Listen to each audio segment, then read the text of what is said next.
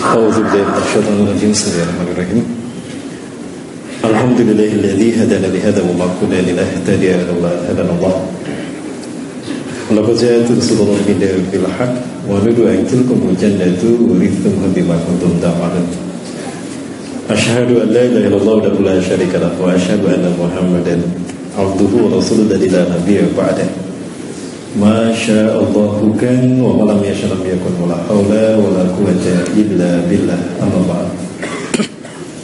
Qala Allah ta'ala fi kitabihi al-karim bi qawlihi yahtadil muhtadun.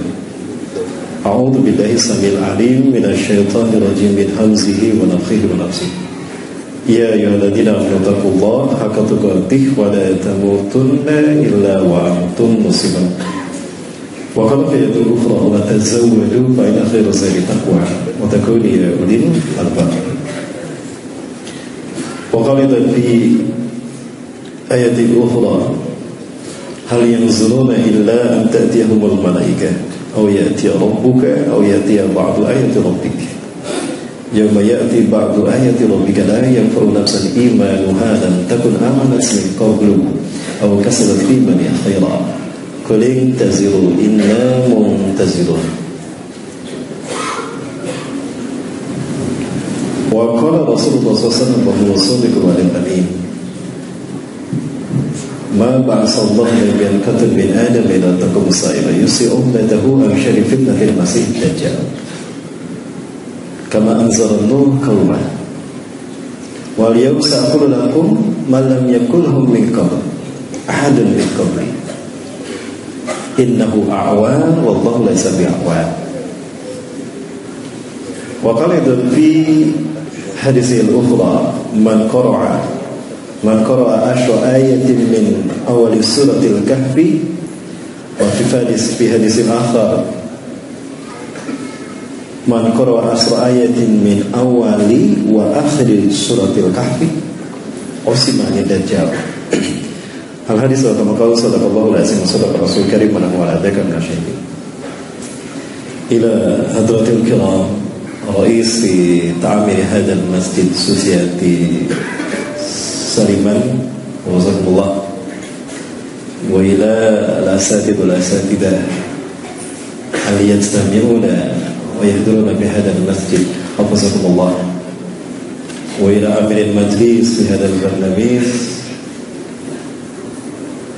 hafazakumullah wa ila al-hadirin wal hadirat al-muslimin al-muslimat uhayyikum bi tahiyatil Islam. Assalamualaikum warahmatullahi wabarakatuh.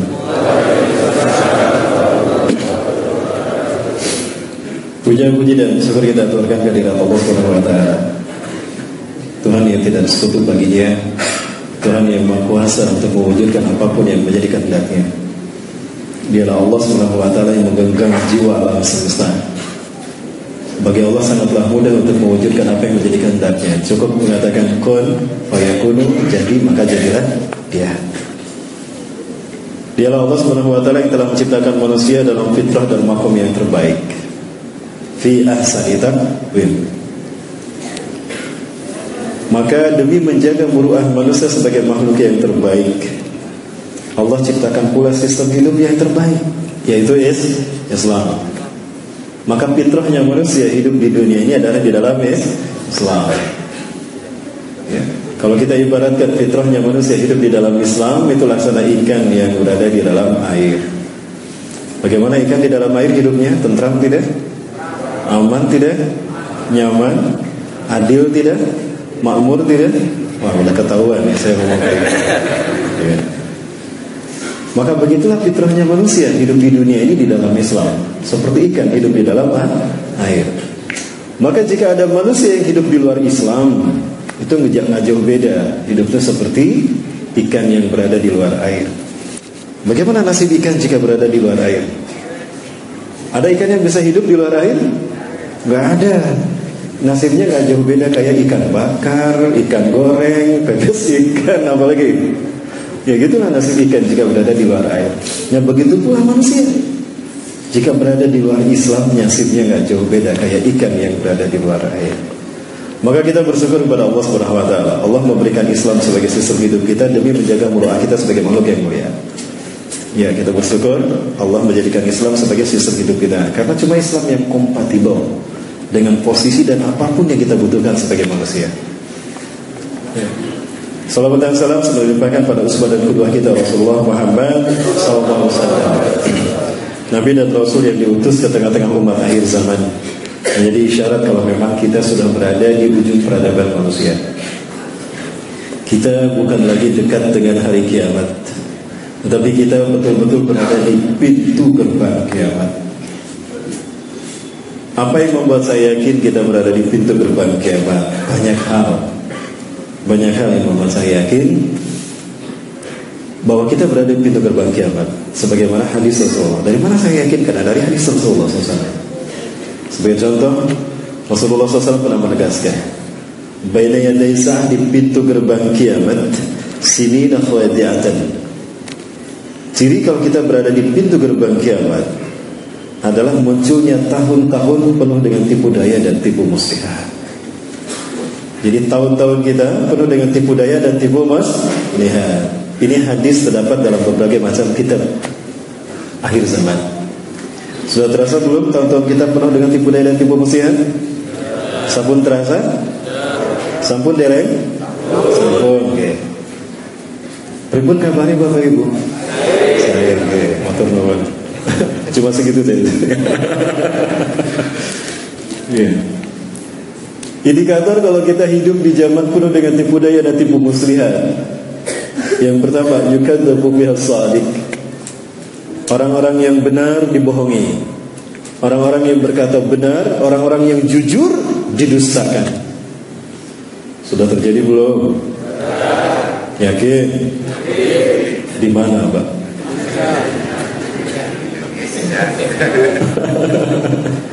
Ketika yang benar dibohongi, yang jujur didustakan, maka yang kedua pasti terjadi. Karena ini sistem. Wa yusaddaqu fihal kadhib, maka dibenarkanlah para pendusta. Orang-orang yang bikin hoaks dibenarkan. Sudah terjadi? Di mana? Ya. Ketika yang benar dibohongi, yang jujur didustakan, para pendusta dibenarkan, maka yang ketiga pun sudah pasti terjadi. Wa yu'tamanu fihal kha'in, para pengkhianat satu kaum, para pengkhianat satu bangsa diangkat menjadi pemimpin, diangkat menjadi penguasa, diangkat menjadi pejabat. Coba, yang ini jawabannya gimana? Sudah terjadi belum? Hah? Di mana, Pak? Tiga-tiganya sudah terjadi. Berarti kita berada di pintu gerbang hari kiamat. Kalau sudah jelas berada di pintu gerbang kiamat, Mas kapan nikah, Mas? Baik, yang saya hormati DKM Masjid Suciati Saliman yang dirahmati Allah. Yang saya hormati pembawa acara pada kesempatan kali ini, menghilang. Kemana ini, sarapan dulu. Ya, masih yang saya hormati Ustaz, yang saya hormati pembawa acara akhir zaman, MC akhir zaman ya. Juga yang saya hormati para sesepuh, para tokoh ya, para hadirin, kaum muslimin dan muslimat, para sahabat. Bahkan yang saya hormati ibunda kita, Ibu Suciati Saliman ya, saat ini sedang diuji Allah dalam keadaan sakit. Tadi saya ngobrol dengan putri beliau di bawah, bahwa beliau sedang dirawat di rumah sakit ya. Maka beliau sebagai seorang muslim punya hak atas kita, dan kita punya kewajiban kepada beliau. Apa kewajiban kita dan hak beliau? Didoakan. Kita doakan dulu sama-sama. Mudah-mudahan Allah SWT memberikan pahala kepada beliau dengan kesabaran beliau menjalani masa sakit ini. Dan juga mudah-mudahan sakitnya beliau ini menjadi beliau bersih dari dosa-dosa beliau, dijauhkan dari kesalahan beliau. Dan sakitnya ini mudah-mudahan menjadi titik tolak beliau mendapatkan masa-masa yang baik dalam kehidupannya dan barokah. Amin. Buat beliau dan juga buat siapapun saudara-saudara yang sakit. Baik, ikuti Bapak Ibu ya. Baik. A'udzubillahi minasyaitonir rajim. Bismillahirrahmanirrahim. As'alullah al-azim Rabbal arshil azim ayyashfiya Ibu Sutiati. As'alullah al-azim Rabbal arshil azim ayyashfiyaha Allahumma Rabban nas mudhibal ba'sa ishfi Ibu Sutiati min mardiha anta syafi la shifa'a illa shifa'uka shifa'an la yughadiru saqama. Alhamdulillah. Baik, mudah-mudahan di antara kita ada yang sedang dekat dengan Allah sehingga doanya dijabah Allah SWT. Amin. Sebelum saya sampaikan, Bapak Ibu sekalian, perkenalkan, nama saya Rahmat Baikuni.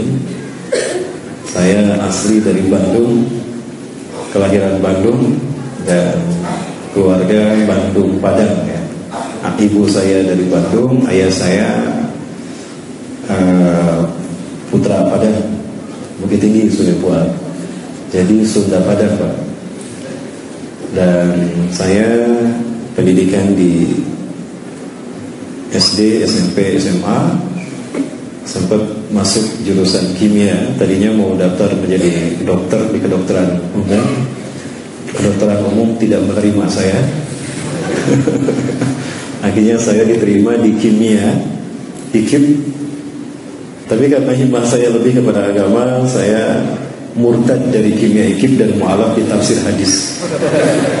Saya ngambil kuliah tafsir hadis Usuluddin di Stai Al-Fatah, Demak, Jawa Tengah. Dari situ saya kemudian kembali ke Bandung, sempat mengambil studi jarak jauh dengan Al-Quds Institution Palestina.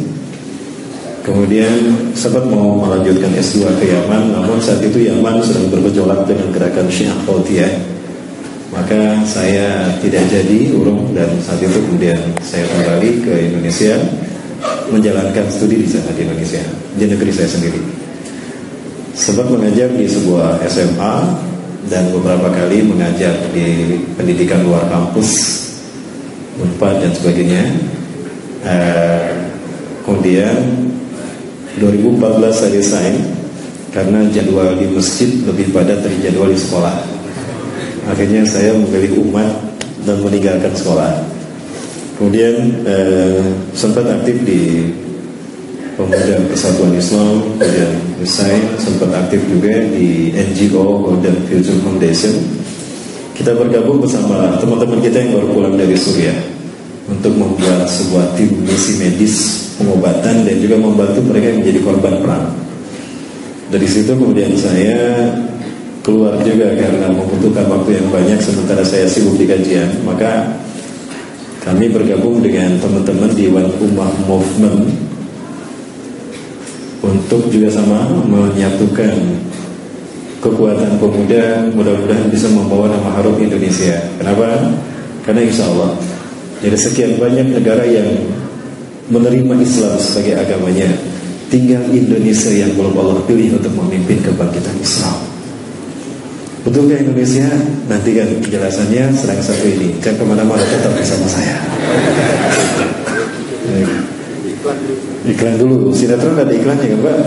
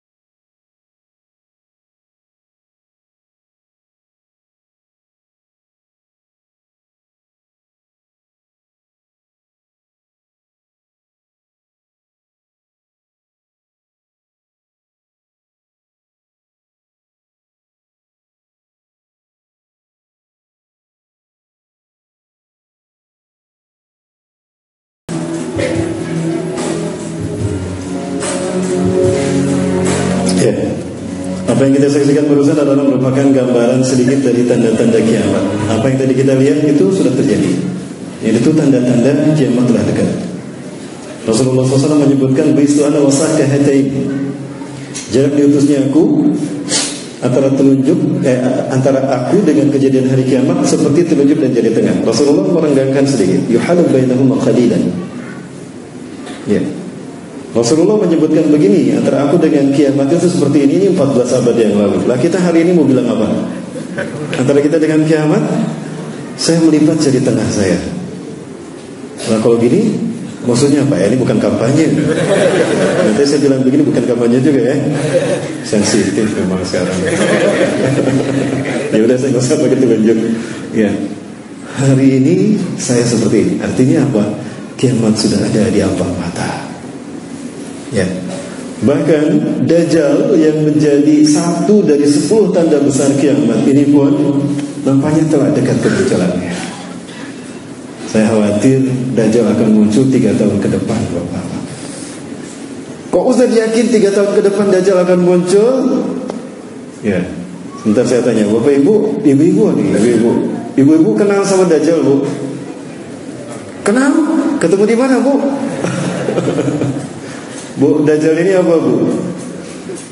Ada anak-anak seloyoran mengatakan Dajjal itu Ustaz dada dan bujal, Ustaz. Bukan Bapak Ibu sekalian ya. Dajjal ini manusia biasa. Dia manusia biasa seperti kita. Dajjal bukan Fomeo, tapi dia manusia. Dia lahir 100 tahun sebelum Nabi Musa diutus. Berarti umurnya berapa tahun? Nabi Musa diutus di tahun 1450 sebelum Masehi, kurang lebih.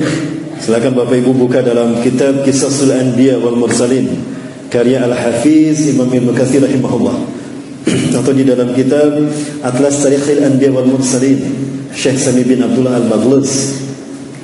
Ya. Itu diceritakan kalau Nabi Musa diutus di tahun 1450 sebelum Masehi, kurang lebih. Berarti dia Dajjal dilahirkan di tahun 1350 sebelum Masehi. Sekarang sudah 2019 Masehi, tambahkan ke 1350. Pinten? Berapa Bapak Ibu? 3.300-an ya. 3.372 tahun usianya. Dia termasuk al-mumtazirin yang Allah tangguhkan. Awalnya saya tidak berpikir panjang tentang siapa itu Dajjal, hanya sebatas pengetahuan saja. Saya tidak pernah mau berniat menyampaikan pada orang lain, karena orang lain memang pun kalau diajak bicara Dajjal, terkadang orang takut dan juga apa itu Dajjal? Apa kepentingannya buat kehidupan saya? Tidak ada. Tapi ternyata saat ini justru kita mesti wajib tahu tentang Dajjal, karena fitnahnya sudah merambah seluruh kehidupan kita. Tidak ada satupun bidang dalam kehidupan kita, hatta agama sekalipun, melainkan fitnah Dajjal ada di dalamnya. Biasa saya kalau masuk ke sebuah masjid untuk pengajian, saya suka lirik dulu kanan kiri, lihat arsitektur masjidnya. Kalau di sini insya Allah tidak ada. Tidak ada simbol-simbol Dajjal. Karena para pengikut Dajjal, mereka ingin menguasai dunia, melakukannya dalam 3 ranah: simbol, ritual, dan arsitektur. Itu 3 ranah yang disentuh oleh Dajjal. Maka 3 ranah ini tidak pernah terlepas dari sistem Dajjal: simbol, ritual, arsitektur. Ya, salah satu contoh ritualnya. Orang-orang Yunani, mereka menyembah Dajjal dengan melakukan pawai obor. Pawai obor keliling negeri. Menyembah dewa matahari mereka. Ya, dewa matahari mereka bernama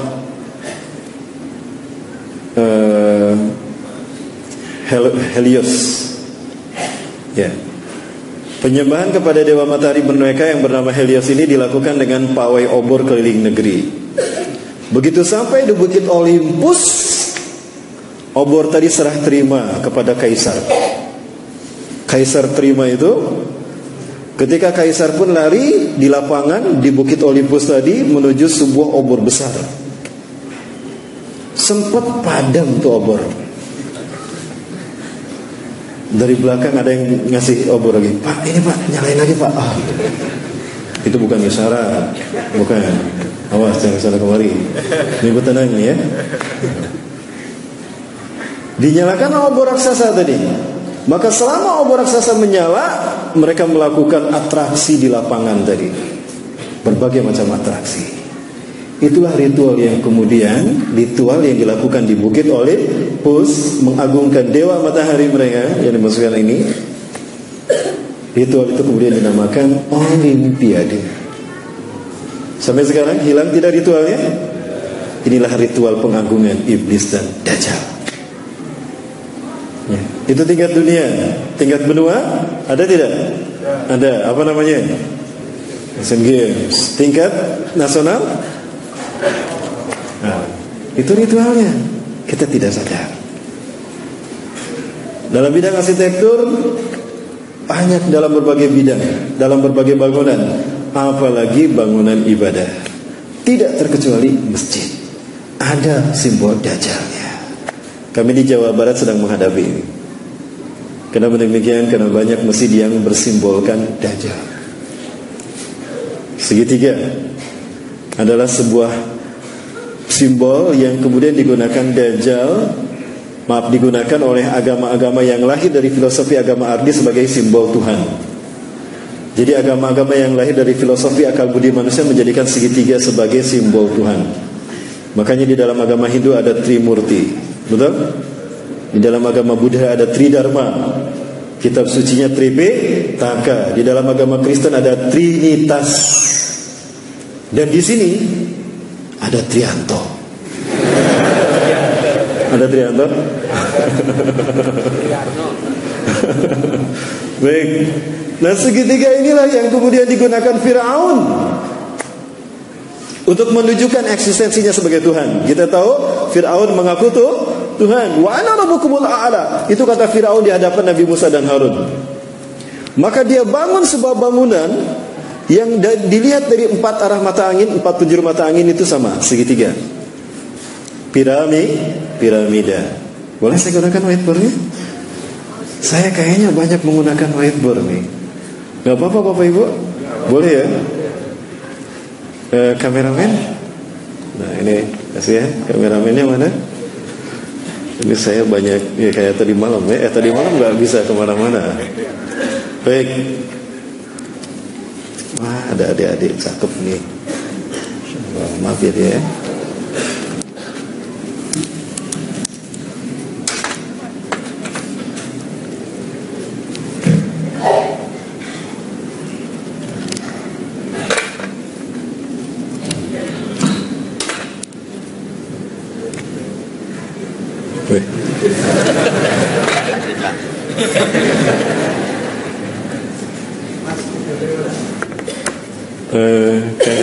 Kang Andi di kantong saya ada spidol Kang Andi.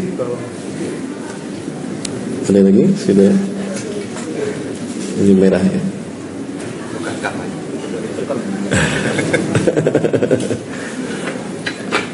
Baik Bapak Ibu, nah Firaun membangun piramida untuk menunjukkan kalau dia Tuhan, agar dunia mengetahui eksistensinya sebagai Tuhan. Dan yang diperbudak sebagai tukang batu saat itu adalah bangsa Yahudi. Tukang batu bahasa merekanya adalah mason. Ya, mason. Allah mendengar doa kaum Bani Israel yang diperbudak oleh Firaun selama berabad-abad. Maka kemudian ada? Di tas saya ada spidol Mas. Oh ini, astagfirullah. Makasih banyak dek. Masya Allah. Iya saya kira dulu. Adik jeli ya, barakallahu fiik. Ya ada Bapak Ibu sudah.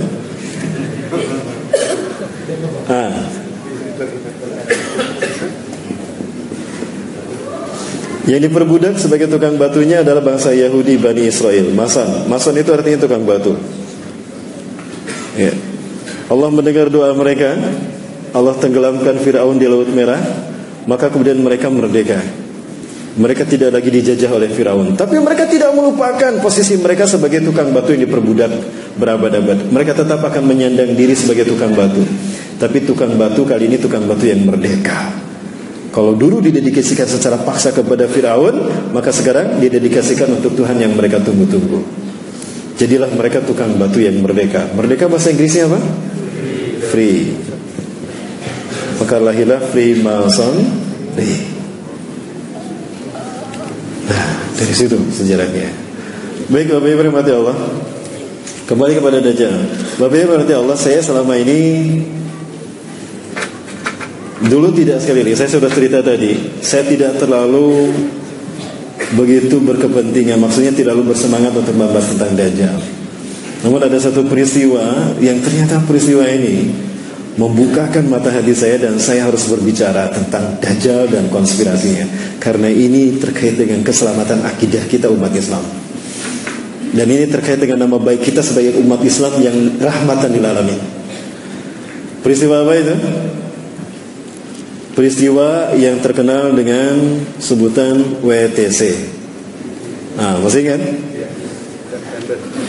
Pertanyaan saya, kenapa harus di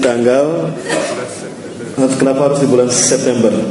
Kenapa harus di tanggal 11? Dan kenapa harus di tahun 2001? Ini bukan sembarangan Bapak Ibu. Dan ini terkait dengan ideologi Zionis Yahudi. Ya. Baik, kita lihat satu peristiwanya Bapak Ibu sekalian. Ya. Peristiwa yang kemudian mengilhami saya, dan ini menjadi sebuah pembuktian bahwa ini saya harus berbicara, tidak boleh diam. Kita lihat peristiwanya. Singkat saja, saya tidak memutar semuanya, Bapak Ibu sekalian.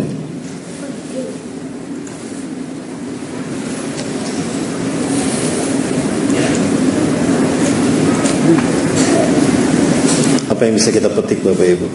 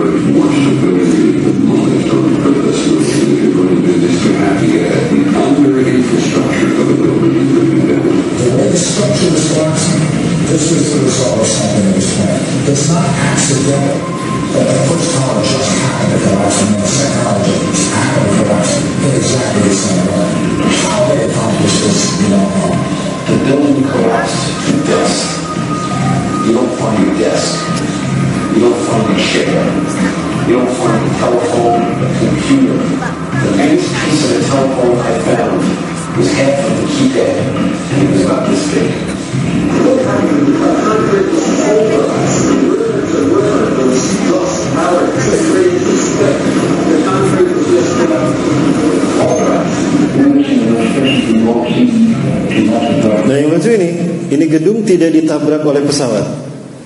Tidak ada seekor lalat pun yang menabrak gedung ini. Tapi gedung ini hancur.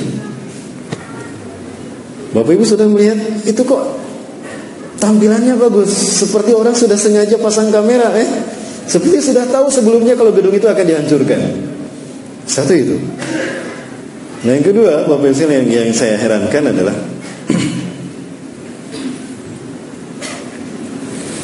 bahwa pesawat apapun kata arsiteknya ini nggak akan mungkin menghancurkan gitu. Kok bisa hancurnya seperti gedung yang sengaja diledakkan? Memang sengaja diledakkan. Pesawat itu hanya alibi. Yang ketiga, Bapak Ibu lihat pesawatnya. Itu bukan pesawat penumpang, itu pesawat kargo. Apa bedanya pesawat penumpang dengan pesawat kargo? Kalau pesawat penumpang ada jendelanya kan? Barusan ada jendelanya tidak? Tidak ada jendelanya. Itu pesawat kargo. Dan ternyata tidak ada penumpangnya. Itu pakai remote control Bapak Ibu. dari bawah ada orang lihat dan mengamera bahwa ternyata ada percak-percak begitu di bawahnya. Itu remote control. Jadi ini by design, Bapak Ibu. Ini tidak ada orang yang melakukan. Dan ini tidak dilakukan oleh Usamah bin Laden. 2 bulan ke belakang, Direktur CIA mengumumkan, meminta maaf kepada Usamah bin Laden dan Al-Qaeda bahwa ternyata Usamah dan Al-Qaeda tidak pernah terlibat dalam penghancuran WTC. Lalu siapa yang menghancurkan WTC? Yang menghancurkan WTC adalah orang yang satu ini. WTC hancur dilakukan oleh orang dalam Amerika sendiri. Siapa orangnya? Sesuatu yang aneh bagi saya. Ya. Kita saya sebutannya, Bapak Ibu coba saksikan.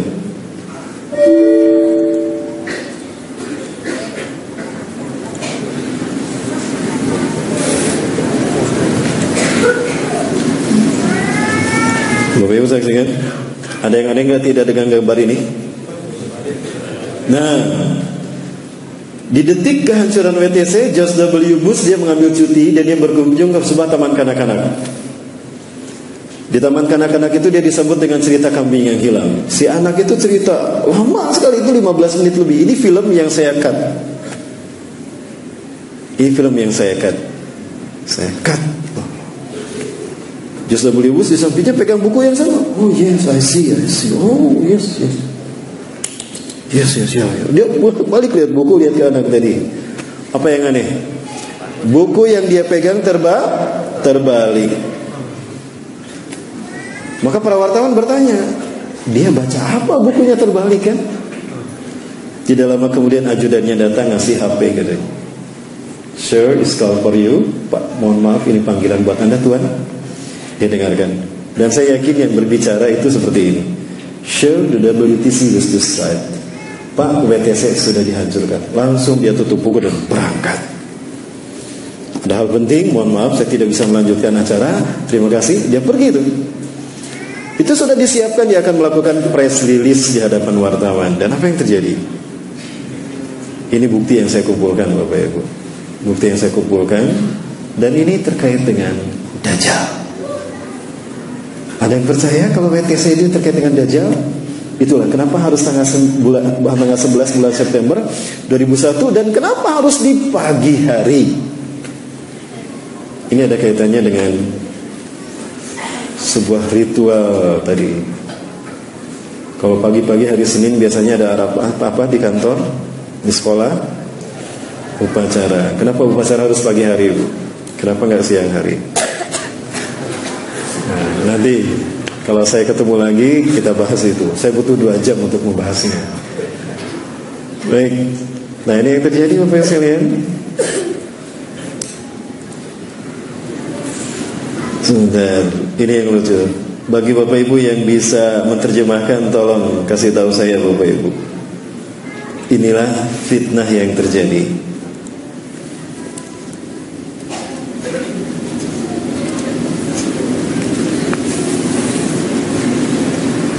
Press release yang terjadi, dia membuka press release-nya. Namun press release yang dia lakukan menyakiti hati kita umat Islam. Kalimatnya aja seperti ini. Al-khinzir Bush arada ayasbal Qur'an fa aqadallahu lisana. Apa arti khinzir? Babi. Al-khinzir Bush. Jadi apa artinya? Arada ayasbal Qur'an, dia menghina Al-Qur'an. Fa aqadallahu lisana, maka Allah mengikat lisannya. Baru dia ngomong, selanjutnya dia enggak bisa ngomong lagi. Ada yang pegang Quran? Ada pegang Quran. Dia membuka press release-nya dengan kata-kata enterpoint yang menyakitkan hati kaum muslimin. Mungkin bahasa Inggrisnya seperti ini. Ini saya lagi belajar bahasa Inggris Bapak Ibu, jangan diketahui kalau salah ya. This is the Holy Quran for Muslim people.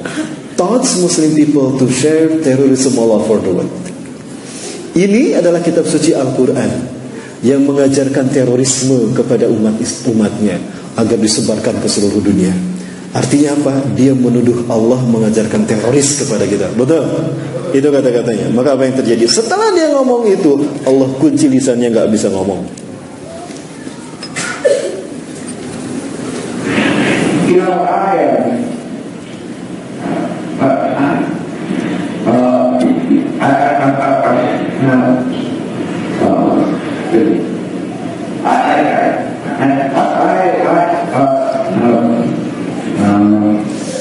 Ada yang bisa menjelaskan?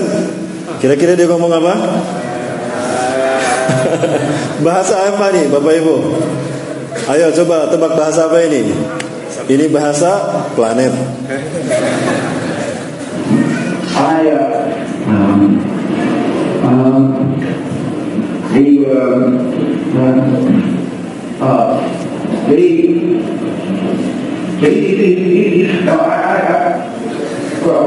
Here, I am.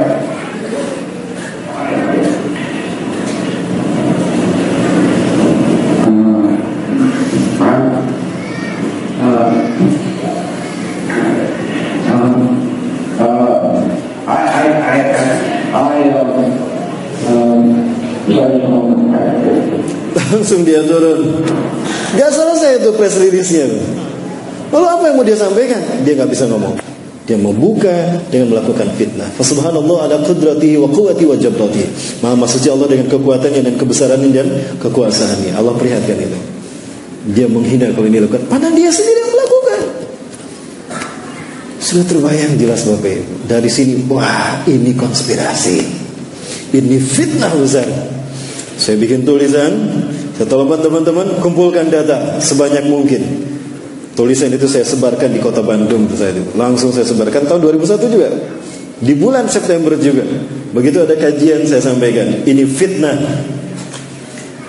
Allah mengirimkan berbagai macam data kepada saya, alhamdulillah, dan mengirimkan berbagai orang yang harus memberikan data kepada saya. Allahu Akbar. Ada seorang mahasiswa yang saat itu memang tinggal di pesantren kami. Itu punya dosen, adik dosennya sedang S2 di Boston. Di Boston, Amerika Serikat, Bapak Ibu. Itu ada satu peristiwa di mana rame bahwa ternyata pesawat yang menabrak Menara Utara yang tadi Bapak Ibu lihat, itu nomor seri penerbangannya, punten Bapak Ibu, ini nggak apa-apa kajiannya seperti ini Bu, bukan apa-apa Bu, iya. Baik, nomor seri penerbangannya adalah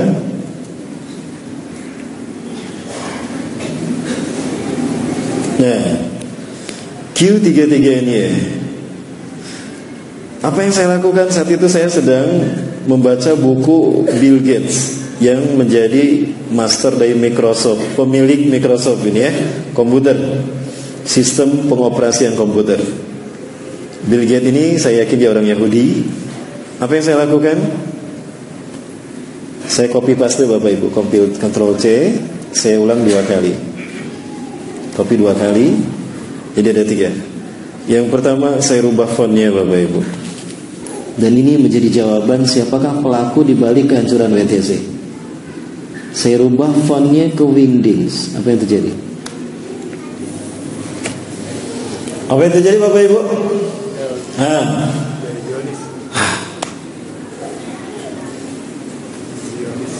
Q berubah menjadi pesawat, 33 berubah menjadi simbol WTC kan? N berubah menjadi tengkorak, ini Golgota, dan ini simbol bajak laut. Y berubah menjadi David Star, bintang David. Ini jawaban dari semua misteri. Siapa pelaku, who was behind in this disaster? Siapakah pelaku penghancuran WTC? Jawabannya sudah ketahuan.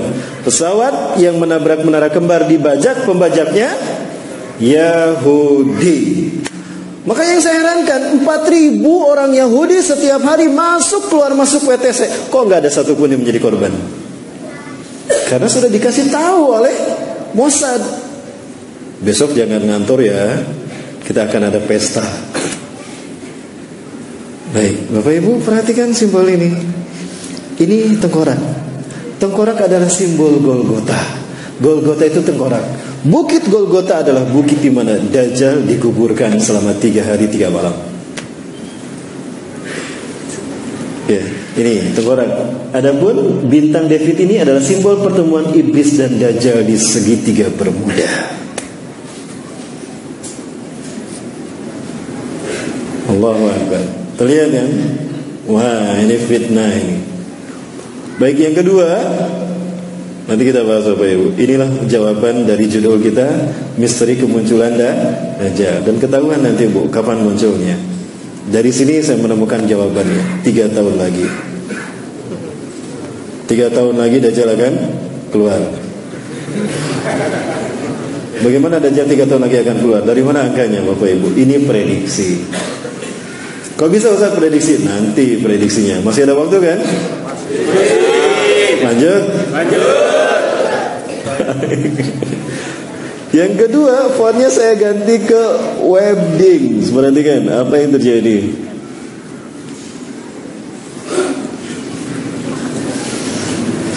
Huruf Q berubah menjadi simbol Yerusalem. Ini simbol Yerusalem, Al-Aqsa, Al-Quds.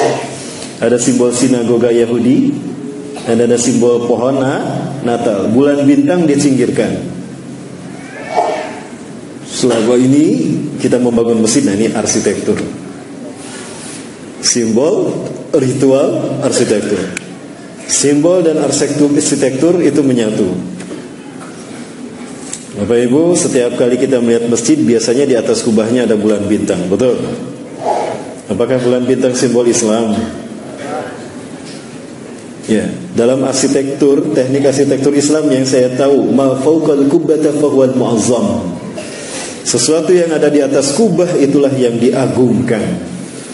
Kalau di atas kubah biasanya ada lafaz Allah, benar gitu. Karena Allah yang diagungkan. Lah kalau di atas kubah ada bulan bintang, berarti umat Islam mengagungkan bulan dan bintang. Lihat Quran surat Fussilat ayat keberapa? Wa min ayatihi al-lailu wan naharu wasyamsu wal qamar la tasjudu lisyamsi wala lil qamar wasjudu lillahi alladzi khalaqahunna in kuntum iyyahu ta'budun. Dan sebagian dari tanda kekuasaan adalah bulan, bintang, malam, siang, bulan dan matahari. Jangan kamu sujud kepada bulan dan bintang, tapi sujudlah kepada Allah yang menciptakannya. Jika memang kalian hanya kepada Allah menyembah. Bapak Ibu sekalian, bulan dan bintang. Bulan bintang itu sama dengan simbol ini Bapak Ibu. Nah ini punten. Bulan adalah Dajjal, bintang itu matahari kan? Matahari itu iblis. Yang kalau digambarkan dengan simbol tangan seperti ini, maka siapapun yang ketika dipoto mengangkat tangannya seperti ini, itu artinya dia komitmen kepada iblis dan Dajjal. Cis. Wah, syahadat lagi itu dia. Gugur akidahnya itu. Betul demikian Bapak Ibu. Baik, saya perlihatkan tayangannya Bapak Ibu. Dan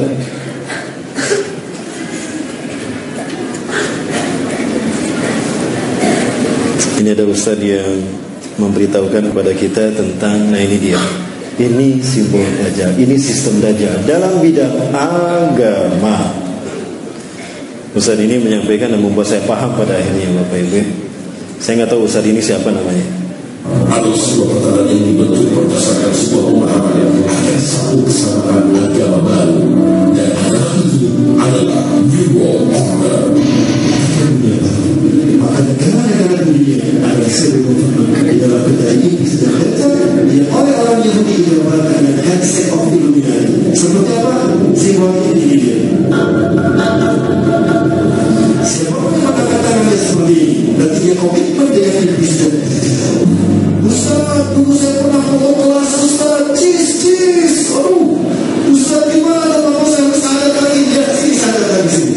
Inilah simbol siapapun yang akan menjadi pengikut iblis dan Dajjal. Inilah yang dilakukan oleh para pemimpin negara atau pemimpin kota di seluruh dunia. Sampai ketika mereka bisa terkenal, mereka bisa menjabat dalam waktu singkat jika mereka komitmen kepada iblis dan Dajjal. Dan ini bagian dari fitnah Dajjal.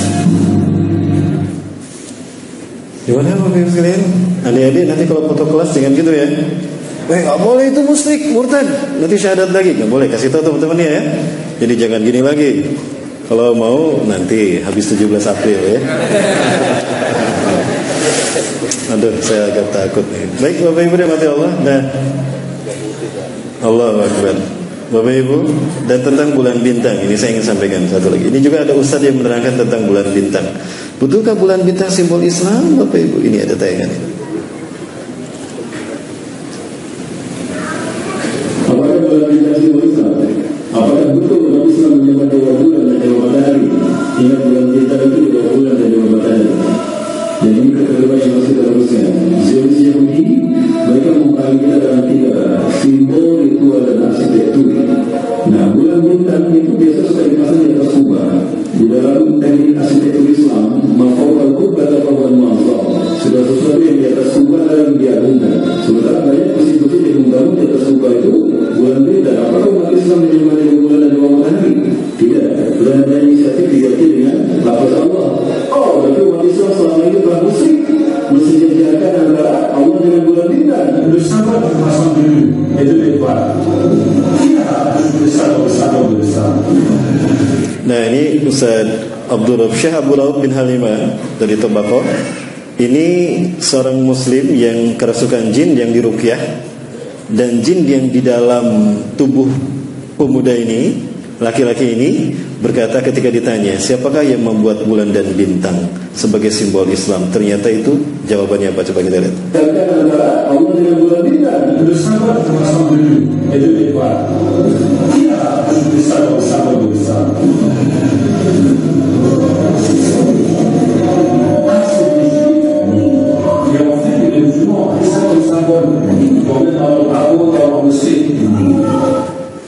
Ya. Jadi yang membuat simbol Islam bulan bintang itu bukan kita, bukan umat Islam. Itu adalah Yahudi. Kalau di masjid mungkin bisa dirubah, tapi kalau di bendera negara, gimana bendera negara? Ada bendera negara Islam yang benderanya bulan bintang kan? Berarti sama dengan, nah tadi Bapak Ibu coba kita lihat lagi ya. Nih, ini nih. Ini tadi saya katakan apa? Ini adalah simbol pertemuan iblis dan dajjal di segitiga bermuda. Boleh saya pakai whiteboard lagi? Tadi sudah kita bahas bahwa segitiga adalah simbol Tuhan dalam filosofi agama Ardi. Maka Tuhan digambarkan dengan segitiga. Bapak Ibu, iblis, siapa nama asli iblis? Azazil. Wah, tahu Mas? Pernah kajian di mana? Ya, betul Pak. Dengan siapa yang ceramahnya? Ah, itu subhanallah. Betul. Nama asli iblis itu adalah Azazil. Bagus namanya, itu dari Allah. Azza yang dimuliakan, yang dimuliakan. Allah. Azazil yang dimuliakan Allah. Wah, bagus Ustaz itu. Jadi nama anak saya. Oh jangan, itu nama iblis. Maksudnya nama kok nama iblis Azazil. Ya. Nah, dia marah sama Allah karena tidak terpilih sebagai khalifah di muka bumi. Dia marah sama Allah. Maka dia nggak mau sujud ketika Allah perintahkan dia sujud kepada Adam. Dia masih Allah izinkan tinggal di langit, Bapak Ibu. Dan dia gunakan segitiganya ke bawah. Ini buat iblis. Dia ingin menjadi Tuhan bagi manusia dan dia mengarah ke bawah, ingin menguasai dunia. Dan dialah sesungguhnya yang menguasai bumi. Dari langit dia awasi bumi. Di bumi ada Dajjal yang sama-sama ingin juga mengaku Tuhan, sama-sama juga mengaku Tuhan sebagaimana iblis. Dan sama-sama dilahirkan di negara yang Allah binasakan lewat malaikat Jibril. Sama-sama diurus malaikat Jibril dan sama-sama ditangguhkan ajalnya sampai hari kiamat, menjelang hari kiamat. Nah, Dajjal nama aslinya siapa? Kalau ini nama aslinya Azazil. Kalau Dajjal nama aslinya Samiri. Kenapa Dajjal nama aslinya Samiri? Karena lahir di Samirah, Palestina. Allah takdirkan keduanya bertemu di segitiga Bermuda. Segitiga Bermuda adalah sebuah area lepas pantai di Samudra Atlantika yang menghubungkan 3 titik. Ada Florida, Miami, ada Bermuda, dan ada Puerto Rico. Kapal laut, kapal selam yang lewat sana hilang tanpa jejak. Sebetulnya tidak hilang, ada di sana, cuma ditutup dengan kristal cahaya. Allah takdirkan mereka bertemu di segitiga Bermuda dan mereka menjadi Dwi Tunggal, Tuhan Yang satu tampak, yang satu dia tak tampak, mengaku Tuhan. Bagaimana simbol pertemuan mereka? Maka jadilah simbol pertemuan mereka seperti ini. Betul? Nah, ini filosofi dari mana asal simbol seperti ini. Ini adalah simbol pertemuan iblis dan Dajjal yang kalau disimbolkan dengan tangan tadi kayak gini. Ya. Inilah pertemuan yang sangat dinikmati oleh Azazil atau iblis. Dia menyeru si Samiri Dajjal. Iblis biasa menyebut nama seseorang itu dari suku kata pertama. Samiri dipanggil Sam. Come here Sam, come here Sam. Kesini Sam, kesini Sam. Ya, Samiri dipanggil Sam. Samsudin dipanggil ada Samsudin di sini. Enggak ya, maaf. Nah, maka dirangkul, sini Sam, come here Sam.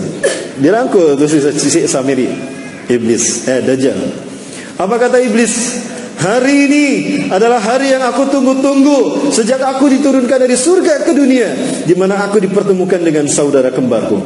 Maka panggillah dia oleh kalian sebagai Paman Sam. Apa yang terbayang dalam benak kita?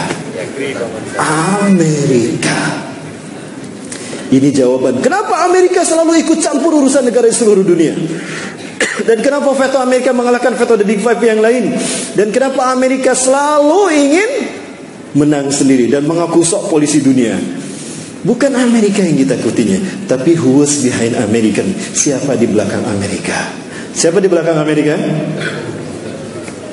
Lihat set plan tata kota Amerika dan lihat mata uang Amerika. Bapak Ibu, kalau mau saya butuh 2 jam untuk membahas ini lebih dalam, khusus untuk simbol ini saja. Dan ini terkait dengan ritual ibadah kita. Kenapa? Karena simbol-simbol ini banyak muncul di masjid-masjid. Bukan hanya di masjid, di gereja. Saya bisa tunjukkan satu-satu. Dan bukan hanya di Indonesia, di seluruh dunia. Kenapa tidak ada di tempat penyembahan? Karena iblis dan Dajjal ingin manusia bukan menyembah Allah, tapi menyembah kita, menyembah mereka maksudnya. Betul kan demikian? Bapak Ibu subhanallah, kita baru bahas simbol ini nih, kita baru bahas judul ini. Belum kepada materi ini. Gimana lanjut Bapak Ibu? Lanjut. Ibu-ibu bisa diikutin? Bisa Bu diikutin? Sip Bu. Ya, tapi saya nggak bisa kayak Mbak itu, nggak bisa nanti Mbak. Baik. Sampai mana tadi? Oh, sampai ini. Nah ini Bapak, kita sudah mulai membedah teka-teki itu kan? Satu persatu. Nah sekarang Bapak Ibu, saya ingin menunjukkan konspirasi iblis dan Dajjal sudah sampai pada penterjemahan Quran. Baik, saya minta yang hadir di sini buka Qurannya semua. Yang bawa Quran, buka Quran surat ke-7 Al-A'raf ayat ke-16. Saya ingin buktikan kalau ini ada konspirasi dalam penterjemahan Quran, konspirasi Yahudi. Dan saya harap Bapak Ibu bisa melakukan kritisi kepada Departemen Agama. Nanti saya tanya suaranya sepakat atau tidak. Saya minta dukungannya. Surat ke-7 ayat ke-16.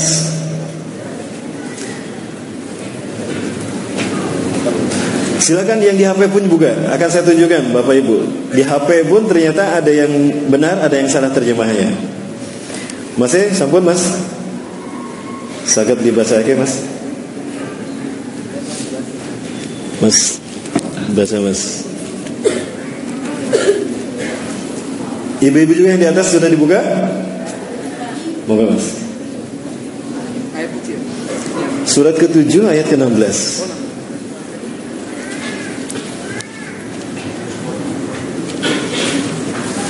Iblis menjawab, karena engkau telah menyesatkan aku, pasti aku akan selalu menghalangi mereka dari jalanmu yang lurus. Baik, subhanallah. Sebentar Mas, ulangi lagi Mas. Bapak Ibu perhatikan betul kata-katanya. Iblis menjawab, karena engkau telah menyesatkan aku, pasti aku akan selalu menghalangi mereka dari jalanmu yang lurus. Baik. Ada yang sama? Ada yang beda terjemahnya? Beda, ada yang beda? Masih beda? Mas, tolong dibacakan Mas. Dipakai HP Mas. Pakai mic terus. Menjawab, karena engkau telah menghukum aku tersesat, pasti aku akan selalu menghalangi mereka dari jalanmu yang lurus. Bedakan menyesatkan aku dengan menghukum aku tersesat. Kalau kata-kata iblis karena engkau telah menyesatkan aku, berarti iblis sesat karena ada yang menyesatkan, betul? Siapa yang menyesatkannya? Seolah-olah Allah yang menyesatkan kan? Karena engkau telah menyesatkan aku. Iblis berkata begitu. Berarti yang bersalah siapa? Allah yang telah menyesatkan iblis loh. Kok jadi Allah yang disalahkan?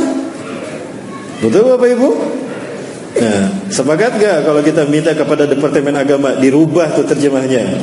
Sepakat. Yang sudah kadung ada di HP, ganti HP-nya. Mas, mereknya apa Mas? Oh nyicil. Aduh, jangan keras-keras Mas. Itu terjemahan yang diinginkan Yahudi Bapak Ibu. Iblis korban ketidakadilan Tuhan. Harusnya dia yang menjadi khalifah di muka bumi, bukan Adam.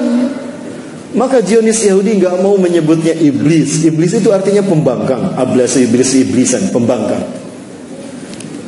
Maka dia diberi nama dengan nama yang terhormat. Zionis Yahudi memberikan nama yang terhormat bagi Ajazil, bukan iblis. Ada yang tahu? Lucifer. Pernah dengar Lucifer? Maka para pengikut iblis disebut Luciferian.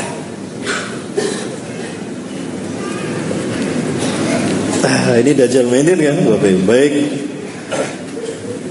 Bapak Ibu, segitiga dan satu mata. Sekarang kita bicara satu mata. Oke, kita kembali ke sana ya. Coba kita lihat yang di sana, segitiga satu mata. Bapak Ibu perhatikan yang satu mata ini. Pada apa yang dialami Dajjal, Bapak Ibu, di zaman Nabi Musa dialah bernama Samiri. Ya, karena dia menyesatkan kaumnya menyembah patung anak sapi, dihancurkan patung anak sapinya. Sama Nabi Musa, marah Nabi Musa. Faraja ila qaumihi ghadbanan asifa. Maka kembalilah Musa kepada kaumnya dalam keadaan marah yang sangat. Diambil itu patung anak sapinya, dihancurkan dan dibakar. Lalu Samirinya diusir. Kenapa tidak dibunuh? Sementara mereka yang menyembah patung anak sapi, taubatnya dengan dibunuh oleh orang beriman kan? Ya Bani Israel, adhkuru ni'mati Allahi alaikum, fazkuru ni'matallahi alaikum, fatubu ila barikum, faktulu anfusakum. Taubatnya itu dengan dibunuh. Orang yang menyembah patung anak sapi dibunuh. Tapi karena jumlahnya ribuan, kemudian Allah cabut hukuman itu karena Nabi Musa berdoa, ya Allah, jika kau biarkan hukuman ini berlanjut, maka habis umatku. Lalu siapa yang akan menyembahmu ya Allah? Lalu siapa yang harus aku ajak untuk menyembahmu? Jika mereka membuat dosa itu karena mereka hambamu dan kau maha pengampun ya Allah, ampuni mereka, cabut hukumannya. Maka hukuman itu menghentikan. Pertanyaan saya saat itu ketika saya membaca tafsir ayat tadi, kenapa yang menyembah patung anak sapi taubatnya dibunuh, sementara Samiri pelakunya, biang keroknya tidak dibunuh, tapi diusir sama Nabi Musa? Karena yang membunuhnya nanti bukan Nabi Musa, yang membunuhnya nanti Nabi Isa alaihi salam. Maka saya yakin Nabi Isa akan turun lagi. Yakin tidak Nabi Isa akan turun lagi? Kapan Nabi Isa akan turun? Wallahu a'lam bishawab. Hanya Allah yang tahu. Apakah 3 tahun lagi? Kau Ustaz dari tadi bilang 3. Karena yang 1 dan 2 sudah selesai debatnya, tinggal yang nomor 3 debat. Siapa? Ini nomor 3. Lanjut. Masih ada waktu ya. Baik. Nah, diusir sama Nabi Musa. Maka dia ke zaman para nabi masuk tuh si Dajjal ini. Di zaman Nabi Isa berganti nama menjadi Yudas Iskariot.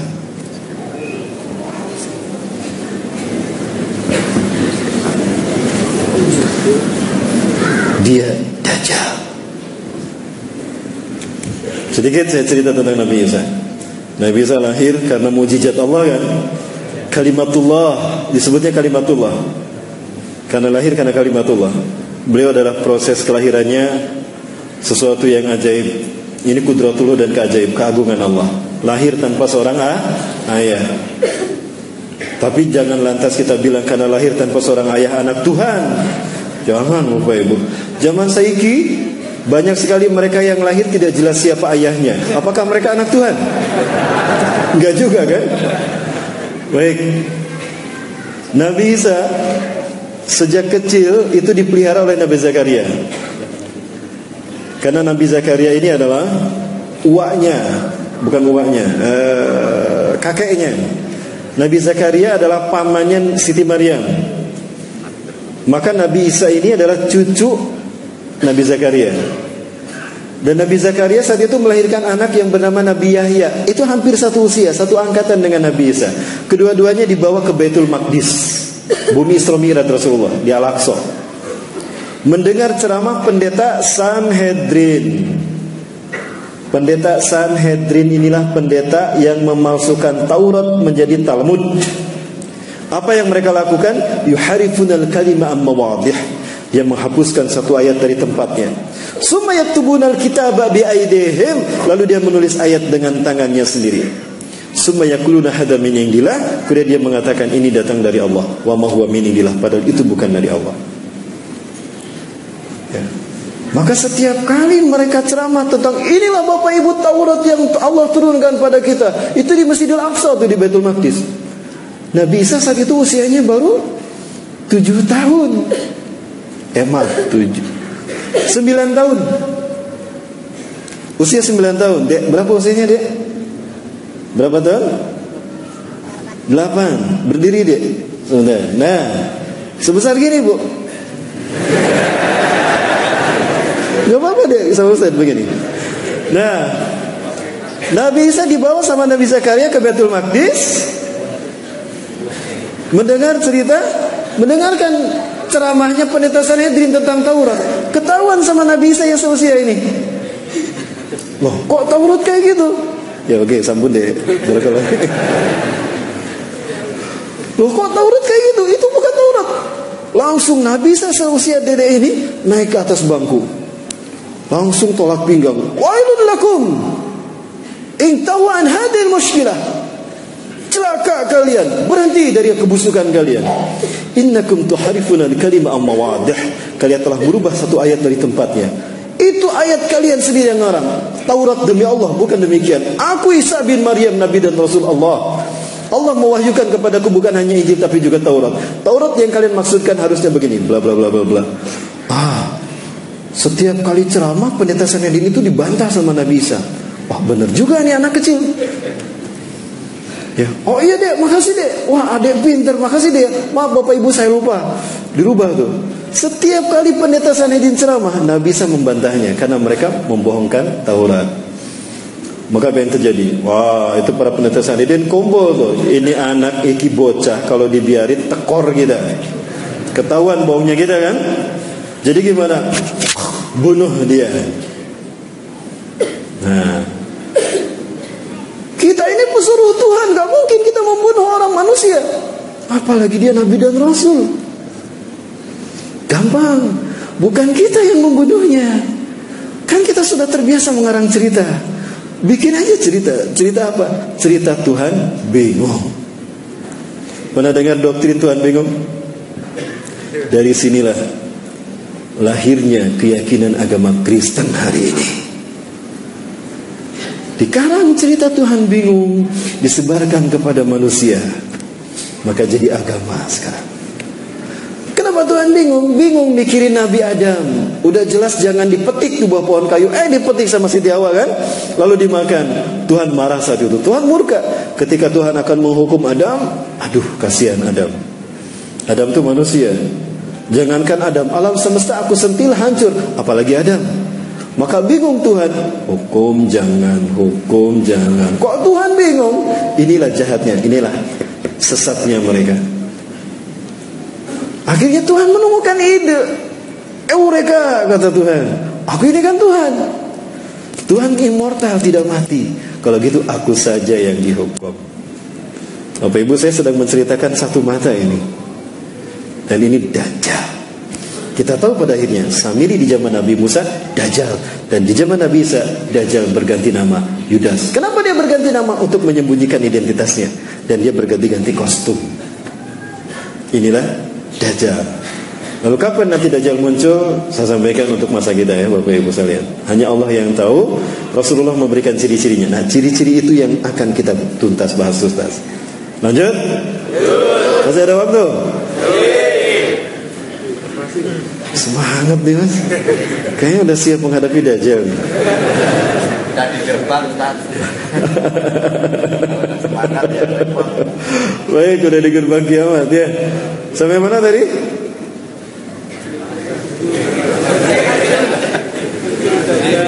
Nah, Tuhan bingung tadi. Tuhan bingung tadi. Akhirnya gimana? Aku kan Tuhan, aku tidak mati. Kalau gitu aku saja yang menggantikan Adam, jangan Adam yang dihukum. Jibril, Rene Jibril, nggih Tuhan. Kok kayak gitu? Jibril, sini Jibril. Catat Jibril, bikin maklumat Tuhan. Baik Tuhan. Jibril buka laptop, ketik tuh maklumat Tuhan .2. Sambung Tuhan. Tulis Jibril, nomor 1, Tuhan menjelma menjadi manusia. Ilahul Mubasyar. Baik Tuhan, maklumat Tuhan .2. Nomor 1, Tuhan menjelma menjadi manusia. Saya siap membantah, menghujahkan ini. Jika ada orang-orang non-muslim Kristen yang tersinggung, silakan berdebat dengan saya. Ini studi saya Bapak Ibu tentang kristologi ya. Kemudian apa? Ketika Tuhan berpikir akan menjelma menjadi manusia, Tuhan bingung bagaimana turun ke bumi. Kalau turun begitu saja simsalabim, tring ada, manusia gak akan percaya.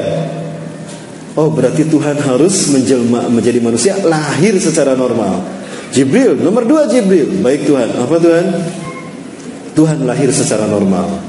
Baik, maklumat nomor 2, Tuhan lahir secara normal. Sudah, sambut Tuhan. Bingung lagi Tuhan kalau Tuhan lahir secara normal. Lah, siapa wanita yang layak melahirkan Tuhan? Bingung ini, di atas saja banyak ini, siapa yang harus melahirkan Tuhan? Jibril ngasih masukan sama Tuhan. Masya Allah. Inilah jahatnya, sesatnya Sanhedrin. Ini mereka mengadang cerita ini.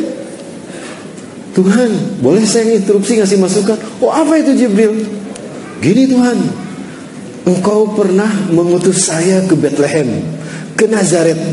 Di Nazaret ada seorang wanita suci Tuhan. Dia belum pernah mengotori dirinya dan kesuciannya. Hidupnya hanya untuk ibadah kepadamu Tuhan. Siapa Jibril? Masa Tuhan tidak tahu? Nah, ini sesatnya mereka kan. Apa kata Jibril? Maryam Tuhan, Maryam binti Imran. Dia wanita yang hidupnya suci hanya untuk beribadah padamu. Betulkah Jibril? Iya Tuhan. Aneh, Tuhan tidak tahu. Kurang update rupanya Tuhan dalam cerita ini. Maka apa kemudian kata Tuhan? Jibril, ihbit ila ard kulli Maryam li'annani sa'anquh min ruhi ilaiha. Jibril, turun kamu ke Maryam, sampaikan pada Maryam, kalau aku akan meniupkan sebagian ruhku ke dalam rahimnya. Maka Maryam pun hamil mengandung Yesus Kristus, melahirkan sang penebus dosa. Tuhan lahir menjelma menjadi manusia untuk menebus dosa Adam. Artinya menebus dosa manusia. Maka Tuhan harus mengorbankan dirinya demi dosa, menebus dosa manusia, agar bukan manusia yang dihukum. Inilah cinta kasih Tuhan. Betul tidak Bapak Ibu? Dari sini lahir doktrin agama ini kan? Allahu Akbar. Cerita ini pun dikarang, disebarkan kepada raja-raja Herodes, raja-raja Romawi. Yang terhasut saat itu adalah Herodes. Maka semuanya faham kalau Nabi Isa itu adalah Tuhan yang menjelma menjadi manusia. Makanya mereka mengatakan Inna Allaha Isa ibn Maryam. Laqad kafara alladziina qalu Inna Allaha Isa ibn Maryam. Surat Al-Maidah ya. Sungguh kafirlah orang yang mengatakan Allah itu Isa bin Maryam. Nah, ini dari kalangan orang-orang ini, pendeta Sanhedrin yang di zaman Nabi Zakaria mereka memasukkan Taurat menjadi Talmud. Dan ini bujuk rayu siapa? Dajjal. Kemudian Bapak Ibu yang mati Allah, maka ketika cerita ini disebarkan, fahamlah Nabi Isa kalau nyawanya terancam. Maka Nabi Isa pergi meninggalkan Palestina, meninggalkan Yerusalem, meninggalkan Al-Quds, mengembara. Saat itu usianya genap 12 tahun. Mengembara Nabi Isa alaihissalam. Ada satu kaum di mana kaum itu banyak yang buta sejak lahir, diobatin oleh Nabi Isa alaihissalam. Bismillahirrahmanirrahim. Diusap, sembuh. Masaha yamsahu masihan wa mashatan. Mashan wa mashatan. Diusap, mengusap itu masaha. Maka orang yang mengusap disebut masihun al-masih. Man anta? Kaifa tastati an tuslih hadzal ain? Siapa Anda? Bagaimana Anda bisa menyembuhkan kedua mata saya ini? Aina ya? Apa kata beliau? Aku Isa bin Maryam, aku Nabi dan Rasulullah. Berimanlah kepadaku. Engkau Nabi dan Rasulullah? Iya. Allah telah mengutusku menjadi Nabi dan Rasul bagi kalian. Dijelaskan dakwah itu Nabi Isa. Berimanlah mereka. Salah satu dari mereka yang beriman bernama Barnabas.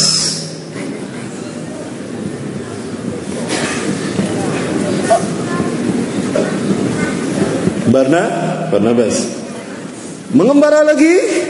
Ketika mengembara lagi, ada pula kemudian ada yang beriman lagi. Di antara mereka ada yang penyakit sopak belang, diusap oleh Nabi Isa. Biiznillah, dengan kodrat Allah, dengan izin Allah sembuh tuh. Bismillahirrahmanirrahim.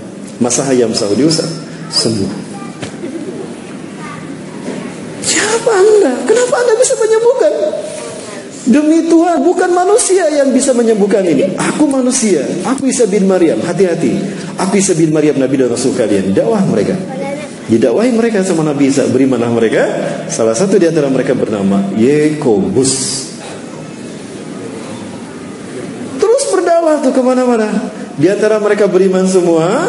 Kemudian ada 12 orang. Ada 12 orang yang kemudian menjadi murid Nabi Isa alaihissalam. Kemanapun Nabi Isa pergi, mereka menemaninya. Itulah yang kita kenal dengan sebutan Hawariyun. 12 orang. Nah, ini Bapak Ibu sejarah Nabi Isa. Nah, Dajjal masuk ke tengah-tengah Hawariyun. Jumlah mereka yang tadinya 12 menjadi 13. Siapa dia? Yudas Iskariot. Dajjal dia, Bapak Ibu. Ya. Hati-hati kalian. Iblis telah masuk ke tengah-tengah kalian, kata Nabi Isa. Hati-hati, iblis ada di tengah-tengah kita. Mereka menyangka iblis itu yang tidak terlihat, padahal iblis yang dimaksudkan adalah Yudas. Siapa yang paham itu? Barnabas. Pengikut Nabi Isa yang paling jeli dan cerdas. Dialah yang menuliskan kembali Injil yang benar, sehingga disebutlah Injil Barnabas, yang kemudian dituliskan kembali oleh Ashabul Kahfi. Siapa yang menulisnya? Ashabul Kahfi. Pimpinan Ashabul Kahfi, Maximilianus. Dan malam kita bahas ya di Rumah Warna tentang siapa Ashabul Kahfi. Bapak Ibu yang rahmati Allah, terungkap semua misteri ini kan. Semua fitnah sejak zaman Nabi Musa sampai Nabi Isa. Nanti kita bedah di masa fitnah di zaman kita. Di zaman Nabi Muhammad ada sosok yang diduga Dajjal. Dia bernama Ibnu Soyad. Ciri-cirinya mirip Dajjal, tapi ternyata dia bukan Dajjal ya. Rasulullah belum pernah bertemu Dajjal. Yang pernah bertemu dengan Dajjal adalah Tamim Ad-Dari, seorang sahabat dari Persia, sekampung dengan Salman Al-Farisi. Dia adalah seorang pelaut. Dia melihat Dajjal dengan mata kepala sendiri. Ini satu dalil kuat bagi kita bahwa Dajjal itu manusia, bukan Fomeo ya. Baik Bapak Ibu, Yudas Iskariot. Setelah sampai kepada momen terkait dengan Yudas Iskariot ini, pengkhianatannya, Allah berfirman pada Nabi Isa, Isa bin Maryam, aku akan menyampaikan engkau kepada saat di mana engkau akan aku angkat ya. Bapak Ibu silakan buka Quran surat Al-Imran ayat 55. Nabi Isa merasakan akan ada pengkhianatan dari Yudas Iskariot dan kaumnya. Para pendeta Sanhedrin berhasil menipu Raja Romawi yang bernama Herodes, atau orang menyebutnya Herodus yang agung, the Great Herodus. Maka saat itu Herodus dan pasukan Romawi datang mencari-cari Nabi Isa untuk menangkap Nabi Isa dan menyalib Nabi Isa alaihissalam. Allah wahyukan itu pada Nabi Isa. Maka Nabi Isa memahami itu, kemudian Nabi Isa berfirman. Ada dalam Quran surat As-Saff. A'udzubillahi minasyaitonirrajim. Iz qala Isa ibn Maryam lil hawariyin man ansari ila Allah. Itu ya, ada ya. Surat As-Saff. Ingatlah ketika berfirman, ketika bersabda Isa bin Maryam ke Hawariyyin, siapakah yang akan menolong aku untuk menegakkan agama Allah? Qala al-hawariyuna nahnu ansarullah. Itu saat terakhir perpisahan dengan Nabi Isa. Kemudian Nabi Isa mengatakan, kelak di antara kalian ada orang yang berkhianat kepadaku, dan dia akan menggantikan tempat kedudukanku. Ini yang saya baca dari petikan Injil Barnabas, Pak, tahun 97 di Semarang. Saat itu saya sedang melakukan tugas penelitian saya untuk tugas akhir saya. Saya melakukan penelitian untuk itu. Saya menemukan Injil Barnabas. Di dalam petikannya itu disampaikan cerita-cerita seperti itu. Ya, kelak di antara kalian ada orang yang berkhianat kepadaku, dan dia menggantikan tempat kedudukanku. Ya. Kemudian apa yang terjadi, Bapak Ibu? Datanglah seseorang kepada Nabi Isa dan kaumnya Hawariyun. Intabi'u antum.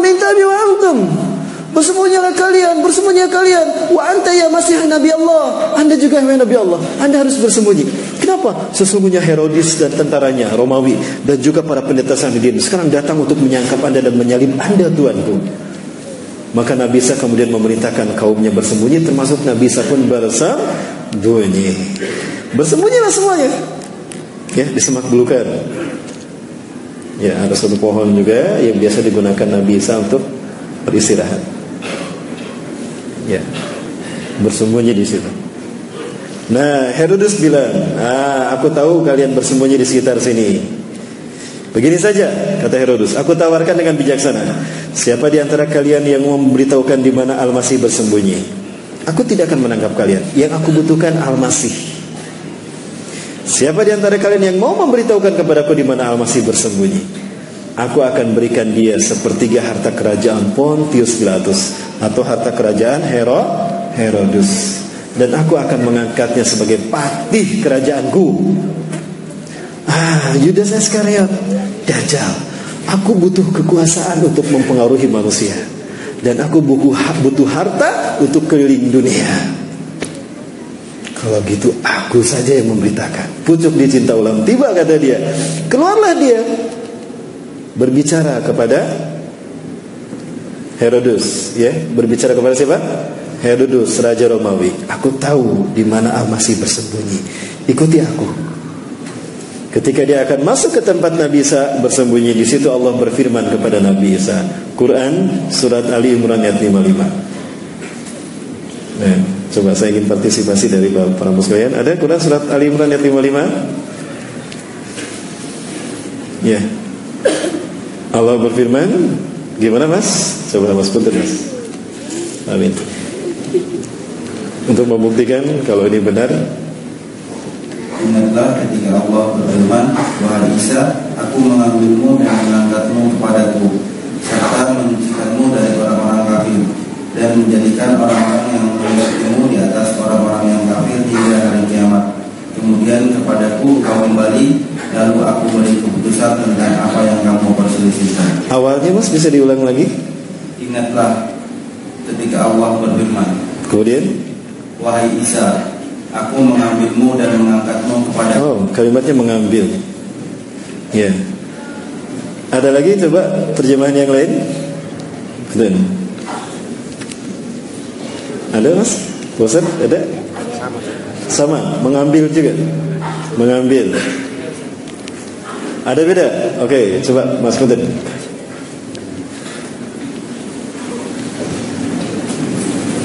Wahai Muhammad, yang pertama saat ini bukan cuma tepat dari tafsir Yasar Muhammad Walid. Ya. Wahai Muhammad, ingatlah ketika Allah berfirman, wahai Isa, aku telah menyelamatkan dirimu dari kerajaan musuhmu. Aku telah mengangkatmu ke sisiku dan menyelamatkan kamu dari usaha pembunuhan orang-orang kafir. Kelak pada hari kiamat, aku akan menjadikan orang-orang yang mengikuti kamu mengalahkan orang-orang kafir. Kemudian kalian akan dikembalikan kepadaku, wahai Bani Israel. Kelak aku akan mengadili kalian dalam perkara kenabian Isa yang kalian perselisihkan. Baik, ya, terima kasih Mas. Ya, beda-beda terjemahnya ya.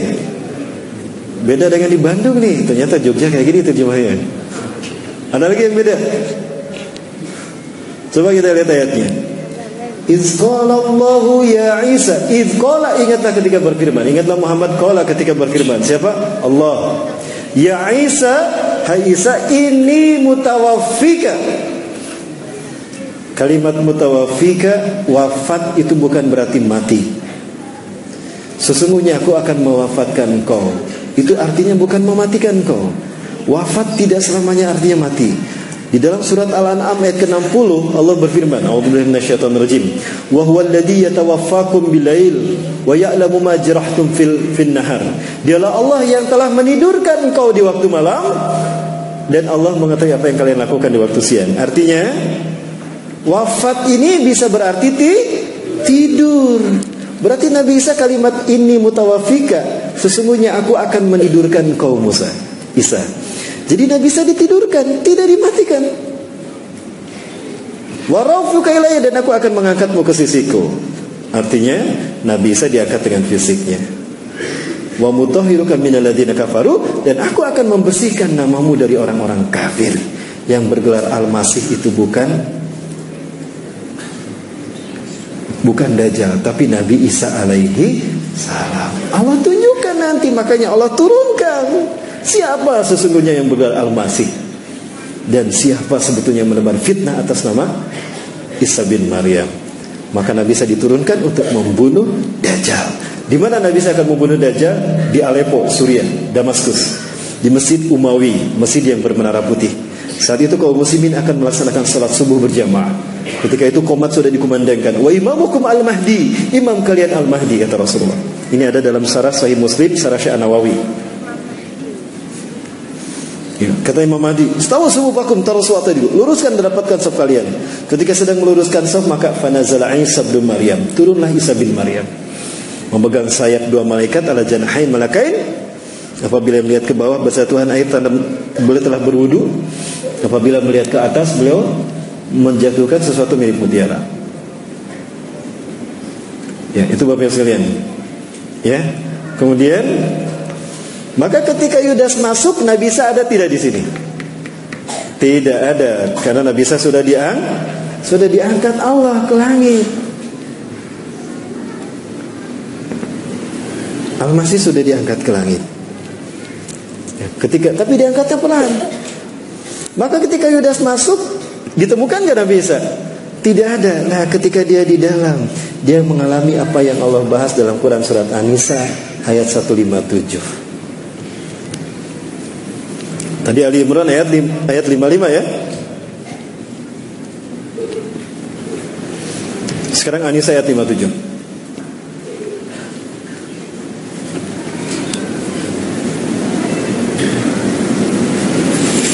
Bisa dibacakan? 157.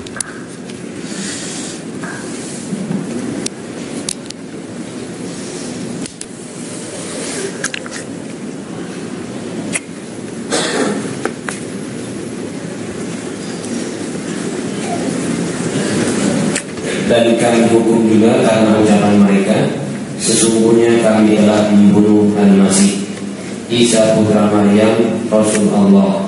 Padahal mereka tidak membunuhnya dan tidak pula menyalibnya. Tetapi yang mereka bunuh adalah orang yang diserupakan dengan Isa. Sesungguhnya mereka yang berselisih pendapat tentang pembunuhan Isa selalu dalam keraguan tentang yang dibunuh itu. Mereka benar-benar tidak tahu siapa sebenarnya yang dibunuh itu, melainkan mengikuti persangkaan belaka. Jadi mereka tidak yakin telah membunuhnya. Subhanallah, betul. Terima kasih Ustaz. Bapak Ibu sudah mendengarkan? Ya. Wa qalihim inna qatalna al-Masih Isa ibn Maryam Rasulullah. Wa ma qataluhu wa ma salabuhu. Ya. Mereka tidak membunuhnya, kata Allah. Berarti mati tidak? Tidak kan, tidak dibunuh. Wa ma salabuhu, dan tidak pula menyalibnya. Berarti siapa yang disalib? Yudas Iskariot. Bapak Ibu, kalau di dalam salibnya Katolik itu biasanya ada tulisan INRI. Ada yang mualaf di sini? Ya, ada tulisan INRI. Ini pakai huruf Y. Kalau ditanyakan pada orang-orang non muslim itu, apa arti kata INRI? Saya pernah melakukan. Bertanya kepada seseorang yang mualaf. Saya punya jamaah, sahabat. Dia sudah masuk Islam. Ketika itu saya tanya, antum tahu apa arti kata INRI? Oh, itu singkatan Yesus orang Nazaret, Raja Yahudi. Oh, bukan. INRI itu artinya bukan itu, tapi INRI itu artinya penjelmaan. Ketika Yudas masuk ke dalam, Nabi Isa sudah tidak ada. Pelanga-pelongo dia, loh, kemana Isa? Tadi di sini. Disitulah Allah merubah wajah dan tubuhnya. Allah merubah Yudas Iskariot menjadi Isa bin Maryam. Wa ma qataluhu wa ma salabuhu walakin syubbiha lahum. Mereka tidak membunuh Isa bin Maryam dan tidak punya menyalibnya, tetapi mereka diserupakan, tetapi dia diserupakan oleh Allah untuk Isa bin Maryam. Ya. Maka Yudas dirubah menjadi Nabi Isa. Maka ketika Yudas keluar, siapa yang ditangkap oleh Herodes? Si Yudas. Loh, kok aku yang ditangkap? Lastu Isa, anak Yudas ali dia dulu kumirai. Kok aku yang ditangkap? Aku bukan Isa, aku Yudas yang menunjukkan kamu tadi. Wes meneng baik kok Isa kok. Lewat jalur wajah Isa. Suaramu itu suara Isa tuh. Wah, udah diam aja, pasrah aja. Masyaallah. Lah, kok aku yang disalib? Ditangkaplah dia, kemudian disalib. Ketika disalib, ditidurkan, dipaku kaki dan tangannya. Dia melihat Nabi Isa diangkat ke langit. Ya. Ini bukti kalau Nabi Isa diangkat dengan fisiknya. Maka dia berkata, Eli Eli lama sabakhtani, ada dalam Bible. Tuhanku, Tuhanku, Tuhanku, Tuhanku, kenapa kau tinggalkan aku? Eli itu bahasa Ibrani itu Tuhan. Eli, ada film The Book of Eli, ya kitab Tuhan. Ya, Eli itu apa artinya? Tuhan. Itu di bahasa Ibrani, di Romawi sana. Kalau di kita Eli itu jadi nama orang. Ada Bu Eli di sini, itu artinya ibu Tuhan. Ustaz, jadi harus ganti nama ya? Ya Bu. Ya, cuma di kita Tuhan main bola, jadi timnas Eli Aiboy. Ya, baik Bapak Ibu, punten ya, kelakar saya. Jangan viral ya Bapak Ibu. Baik Bapak Ibu dimati Allah. Nah, jadi siapa yang disalib? Nabi Isa apa Yudas? Yudas Iskariot. Nah, paham Barnabas apa yang dikatakan oleh Nabi Isa? Kelak di antara kalian ada orang yang berkhianat kepadaku. Dia menggantikan tempat kedudukanku. Di mana? Dia berkhianat karena memberitahukan di mana Nabi Isa bersembunyi kan, dan menggantikan Nabi Isa di tiang salib. Barnabas yakin dia Dajjal. Dia ingin membuktikan kalau dia Dajjal atau bukan. Diam-diam setelah 3 hari 3 malam, malam hari tanpa ada yang tahu, Barnabas menggali kuburannya Yudas. Sebelum digali, Allah kembalikan wajahnya menjadi wajah Yudas, kembali dari wajah Nabi Isa. Pergantian wajah ini mengakibatkan adanya pancaran cahaya yang nempel di kain kafan. Maka lihat wajah-wajah Yesus seluruh dunia, sama kan? Itu dari sumbernya dari kain kafan. Wajah Nabi Isa dikembalikan kepada wajah Yudas, itu menembakkan ke kain kafan, ya. Maka darahnya itu nempel di kain kafan. Ya, the sword from Turin. Sampai sekarang masih ada kain kafannya, saya pernah melihat itu. Sekarang ada di Italia. Ya, di Turin, Italia. Itulah kenapa wajah Yesus seluruh dunia sama. Ya, ketika digali, apa yang terjadi? Masih hidup. Sebelum dikubur, saya ingin menyampaikan sesuatu terkait dengan Dajjal. Kalau Yudas ini adalah Dajjal. Saya minta waktu 10 menit lagi, boleh Bapak Ibu? Sampai jam berapa? Tapi saya ada kajian lagi jam 9. Ya Bapak Ibu, ini kajian pertama di hari kedua saya di Yogyakarta. Ya. Insyaallah setelah ini saya kemana saya kurang tahu, nanti ada nanti ya. Baik. Kenapa saya meyakini kalau Yudas Iskariot adalah Dajjal? Hadis Rasulullah SAW. Tidaklah Allah mengutus seorang nabi pun sejak Allah menciptakan langit dan bumi, menciptakan Adam sampai hari kiamat, melainkan ada satu fitnah yang terburuk, fitnah Dajjal. Sebagaimana para nabi mengingatkan kaumnya tentang Dajjal, dan sebagaimana Nuh mengingatkan kaumnya tentang Dajjal, hati-hati dengan fitnah Dajjal.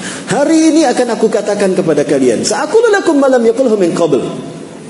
Aku akan mengatakan kepada kalian sesuatu yang para nabi dan rasul belum mengatakannya. Apa itu? Innahu a'war wallahu laisa bi'awar. Sesungguhnya dia a'war. Banyak yang menerjemahkan buta. Menurut saya a'war bukan sekedar buta. Ada orang yang matanya normal tapi tidak melihat. Disebutnya apa? Buta kan? Tapi matanya normal. Kalau ini bukan a'war, itu bukan buta. Lihat hadis yang lainnya. Ka'anna ainuhu ainabah.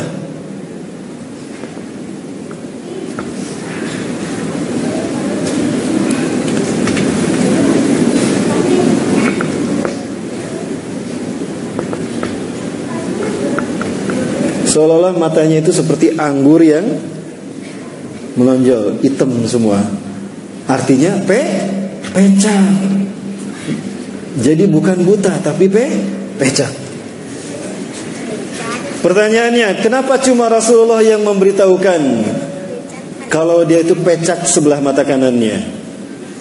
Karena peristiwanya terjadi setelah Nabi Isa diangkat. Apa itu? Setelah si Yudas Iskariot disalib, dia diarak ke bukit Golgota.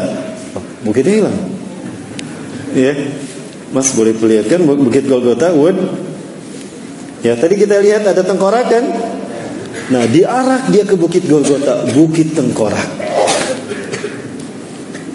Ketika diarak, Herodes memegang pedang di tangan kanannya, Old Testament perjanjian lama di tangan kirinya. Itu pedang ditusuk-tusukkan ke tubuh Yudas Iskariot. Ketika pedang tadi menusuk tubuhnya, bercucuran darah, Bapak Ibu. Ketika darah bercucuran, para pendeta Sanhedrin dan tentara Romawi berebut darah tersebut, diminum. Itu rukun ke-5 agama Kristen.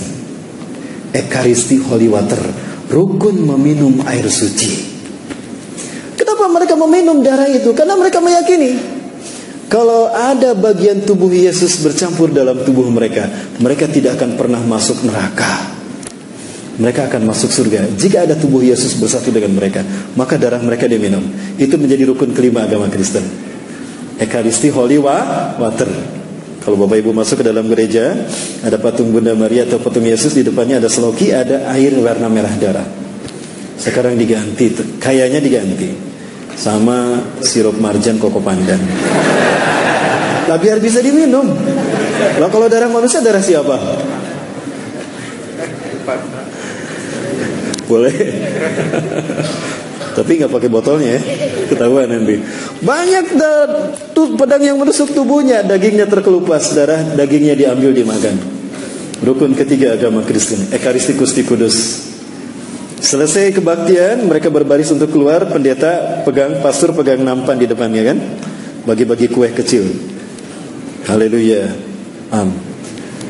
haleluya, keluar kan? Nah, salah satu tusukan pedang itu menusuk mata kanan Yudas Iskariot. Inilah yang Rasulullah katakan, hari ini aku akan beritakan pada kalian sesuatu tentang Dajjal yang para nabi belum memberitahukannya. Dia itu pecah sebelah mata kanannya, dan Allah tidak pecah. Kenapa cuma Rasul yang memberitahukan? Karena hilangnya mata kanan Dajjal, rusaknya mata kanan Dajjal terjadi setelah Nabi Isa diangkat. Jadi siapa yang memberitahukan kepada umat manusia?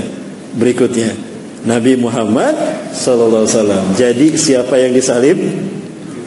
Yudas atau alias Dajjal. Orang Kristen pun yakin dia akan turun. Ya. Bapak Ibu, di HP saya ada tayangan dalam bahasa Inggris. Ternyata mereka sudah yakin betul bahwa Tuhan yang mereka sembah itu salah.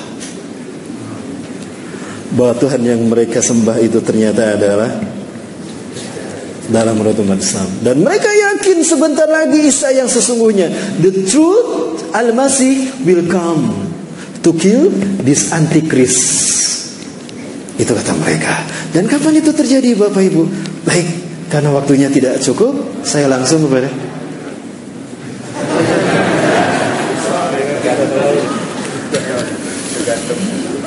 saya tunjukkan. Ini adalah masjid yang menjadi tempat pertemuan iblis dan Dajjal. Maaf, astagfirullahaladzim. Pertemuan Nabi Isa alaihissalam dengan Dajjal.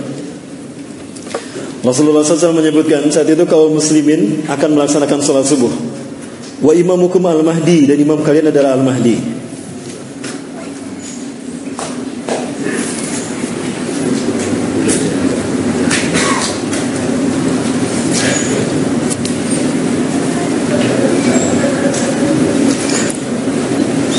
Ketika qomat tadi kan Nabi Isa turun ya.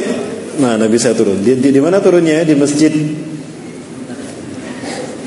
Indal Manaratil Bayda, di masjid bermenara putih Syarqiyah Damaskus, di Damaskus Timur.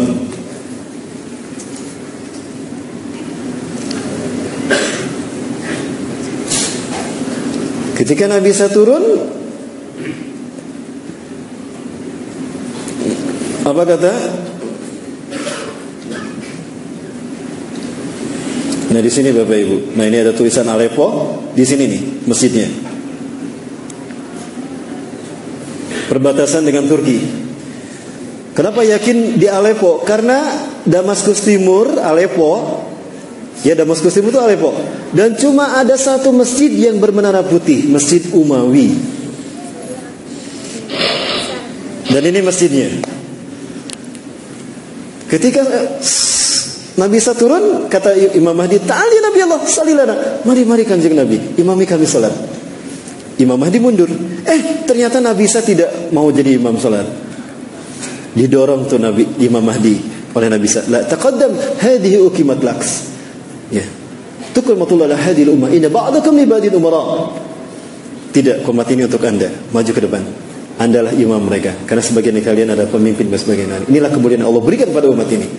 Allahu Akbar. Nabi Isa solat di belakang Imam Mahdi. Apakah Imam Mahdi lebih mulia dari Nabi Isa? Tidak. Pelajari Quran surat Ali Imran 8182. Itu jawaban kenapa Nabi Isa tidak mau menjadi imam solat. Selesai melaksanakan solat berjamaah subuh, imamnya Imam Mahdi. Apa kata Nabi Isa? Iftahil bab, buka pintu masjid itu. Ketika dibuka pintu masjid ini, ternyata tampaklah Dajjal dengan 70.000 Yahudi Isfahan, dari lembah Isfahan, Iran. Inilah kenapa Iran menjadi Syiah, karena Syiah ciptaan Dajjal. Sama dengan agama apa tadi? Agama apa? Baik. Begitu dibukakan, kaget Dajjal ketika ada Nabi Isa di dalam. Aduh, malaikat maut sudah datang. Merinding dia, kata Rasulullah. Mencair dia seperti garam yang terkena air. Rasulullah menyebutkan, harumnya tubuh Nabi Isa tercium sampai sejauh mata memandang. Dan jika orang wa in yahusumul kafirun matu baktatan. Jika orang kafir mencium bau harumnya Nabi Isa, tubuhnya maka mati seketika. Itu barisan depannya mati semua. Mati. Sisanya mereka lari tunggang langgang. Dajjal sendiri itu merinding dia. Lari dari Aleppo. Kebayang, Ali dari Aleppo. Dari Aleppo lari ke Israel, Bapak Ibu. Ya, dari Aleppo sini lari ke Israel, nah ke sebelah sini, ke Tel Aviv. Ya, di Tel Aviv inilah, bayangkan ini berapa ratus kilometer nih. Ke sini kan, cepat dia larinya. Begitu lari ke barat ada Nabi Isa. Aduh, ada Nabi Isa. Lari ke timur ada Nabi Isa. Lari ke utara ada Nabi Isa. Dia bingung melarikan diri kemana. Saking takutnya dia mencair tubuhnya. Apinya deras mengalir keringatnya.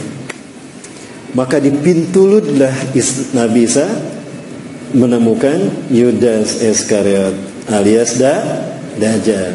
Dipintulut, kata Rasulullah dalam hadis riwayat Imam At-Tirmidzi, Dajjal terdampar, tidak bisa melarikan diri. Dibunuhlah oleh Nabi Isa alaihissalam. Ya. Ini gambaran masjidnya, Bapak Ibu sekalian, saya coba perlihatkan.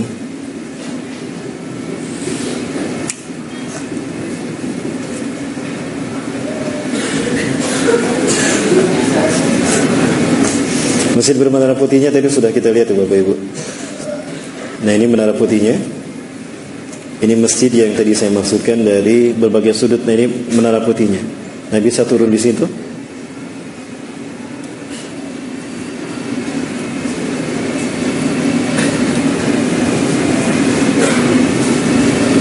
Berbagai sisi.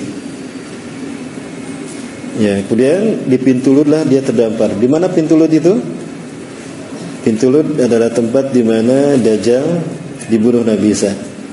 Ini kata Rasulullah di dalam hadis riwayat Imam Al-Hakim dalam kitab Al-Mustadraknya. Isa bin Maryam akan membunuh Dajjal di gerbang Lut. Yaqtulu Isa bin Maryam ad-Dajjal bi Babiludin. Ya, hadis riwayat Imam At-Tirmidzi dalam kitab Al-Mustadrak juz keempat halaman 105. Seperti apa pintu Lut di mana Nabi Isa membunuh Dajjal? Ini dia. Inilah pintu Lutnya. Subhanallah. Di Lut itu sekarang 13 mil timur Tel Aviv. Bapak Ibu kalau umroh plus Aqsa, saya biasa membawa jamaah ke Tel Aviv. Tapi kita tidak bisa masuk ke dalam karena ada pangkalan militer Angkatan Udara Israel. Pinter Israel, dia bikin pangkalan militer Angkatan Udara. Kenapa? Karena nanti kalau Nabi Isa datang dideredet gitu. Bapak Ibu rahmati Allah. Pertanyaannya, kapan itu terjadi? Baik, kapan itu terjadi Bapak Ibu? Mau kita bahas angkanya? Kita hitung angkanya. Kapan Dajjal muncul kata Rasulullah? Baik, kita bahas dulu angkanya Bapak Ibu. Ini hadis Rasulullah. Sayati Dajjal ilal Madinah wa yattabi'unahu sab'una alaf al-yahud min Wadi Isfan ala jabhatil farash. Dajjal akan datang diikuti oleh 70.000 orang Yahudi dari lembah Isfahan Iran menggunakan jubah Persia. Saat itu Dajjal akan memasuki Madinah. Baik, selesai. Dajjal akan tiba memasuki Madinah wa huwa mani'un min duhuliya, tapi dia terlarang memasuki Madinah. Kenapa? Li'anna likulli babin bawabati Madinah lahu malakan. Karena di dalam Madinah setiap pintu gerbang Madinah itu dijaga oleh dua malaikat. Dijaga oleh dua malaikat Bapak Ibu. Ala sihamihim dengan panah mereka masing-masing. Ya, dengan panah mereka masing-masing. Satu langkah Dajjal masuk ke Madinah dipanah mati dia. Maka fayamkusu kharijal Madinah. Dajjal takut dibunuh, maka dia tinggal di luar Madinah. Kemudian dia naik ke sebuah bukit yang bergaram tadi kata Rasulullah. Bapak Ibu kalau ke Madinah biasa diajak jalan-jalan ke Masjid Qiblatain. Gitu ya. Nah, di belakang Masjid Qiblatain itulah bukit yang akan dinaiki Dajjal. Ini bukitnya nih. Inilah gunung yang akan dinaiki Dajjal. Inna Dajjal sayas'adul jabala summa yatawajjah ila jihatil Madinah summa yaqulu liman tabi'ah. Dajjal akan naik ke bukit yang bergaram kata Rasulullah. Lalu dia mengarahkan badannya, wajahnya ke arah masjid, ke arah Madinah. Lalu dia berkata, "Haraitum dalikal kisral abyad? Apakah kalian melihat istana putih itu? Dalika Masjidu Ahmad." Apakah kalian melihat istana putih itu? Itu adalah masjidnya Ahmad. Artinya apa? Ketika Dajjal datang, Masjid Nabawi terlihat putih seperti istana. Pertanyaannya, hari ini Masjid Nabawi berwarna apa? Lihat aja ini. Ini kan Masjid Nabawi nih. Warnanya apa? Putih. Nih Masjid Nabawi di siang hari. Apa warnanya? Dan ini di malam hari. Apa warnanya? Seperti inilah Masjid Nabawi ketika Dajjal melihatnya. Artinya Dajjal muncul di zaman siapa? Zaman kita kan? Baik, yang kedua. Sayati al-Masjid Dajjal wa huwa mani'un min duhulil Madinah wa laha sab'atu abwab. Dajjal akan datang ke Madinah. Saat itu Madinah punya 7 pintu gerbang. Yang setiap gerbangnya dijaga dua malaikat dengan panah mereka. Pertanyaannya, hari ini Madinah berapa pintu gerbangnya? Kata Rasulullah, kalau pintu gerbang Madinah sudah ada 7, itu hari di mana Dajjal akan datang. Pinten Bu? Sudah 7. Hari ini Madinah sudah punya 7 pintu gerbang. Ya, dan ini pintu gerbang menuju Madinah. Itu ada berapa? 1, 2, 3, 4, 5, 7 kan? Jadi Dajjal muncul di zaman siapa? Zaman baik. Saya hitung ya sekarang. Saya hitung angkanya. Baik Bapak Ibu. Peristiwa tadi, sholat berjamaah subuh, lalu Nabi Isa turun dan Dajjal Allah pertemukan dengan Nabi Isa. Lalu Nabi Isa membunuh Dajjal. Di pintu Lut tadi Nabi Isa membunuh Dajjal. Kamu yang menuduh saya Tuhan, terus cabut lagi. Padahal kamu adalah makhluk terkutuk. Terus, gitu Dajjal. Menyakitkan sekali. Begitu dahsyat, hebat dan kuatnya Nabi Isa membunuh Dajjal sampai darahnya terciprat pada pasukannya. Kapan itu terjadi? Baik, kita hitung ya.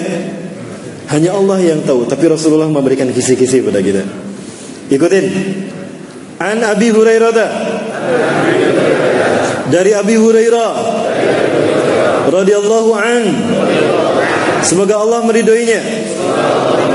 Qala, ia berkata, qala, telah bersabda Rasulullah sallallahu alaihi wasallam, inna Allah, sesungguhnya Allah, ya ba'asu, akan mengutus min hadhil ummati, dari umatku ini, ala ra'si, setiap kelipatan, kulli mi'ati sanah, 100 tahun sekali, man, seseorang, yujaddidu dinaha, yang akan memperbaiki agamanya. Rawahu, hadis ini diriwayatkan Abu Dawud, oleh Abu Dawud, wa yuballighuhu, dan hadis ini disampaikan Ustaz Rahmat Baikuni. Pengen kesebut. Baik Bapak Ibu rahmati Allah, 100 tahun sekali Allah akan membangkitkan seorang mujadid reformis. Bukan Nabi, bukan Rasul, tapi mujadid yang tugasnya satu, membersihkan Islam dari ajaran sesat. Islam bersih sebagaimana Rasulullah dan para sahabat dulu. Kemudian Imam Mahdi ini, mujadid ini akan membuat Islam memimpin dunia. Seluruh dunia akan dipimpin oleh Islam. Itu 100 tahun sekali terjadinya setelah Rasulullah wafat. Pertanyaannya, abad kejadian Islam sebelum kita siapa? Turki Utsmani. Turki Utsmani berakhir di tahun berapa? 1924. Baik, andaikan ini abad kejayaan Islam sebelum kita. Sepakat ini abad kejayaan Islam sebelum kita? Tambah 100, berapa? Berapa? 2024. Saiki tahun pinten Mas? 2019. Berapa tahun lagi? 5 tahun lagi. 1 periode lagi.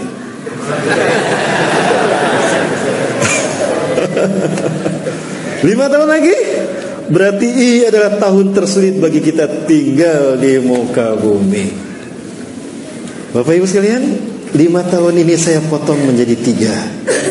Kenapa 3? Ini kata Rasulullah dari hadis riwayat Abi Umamah.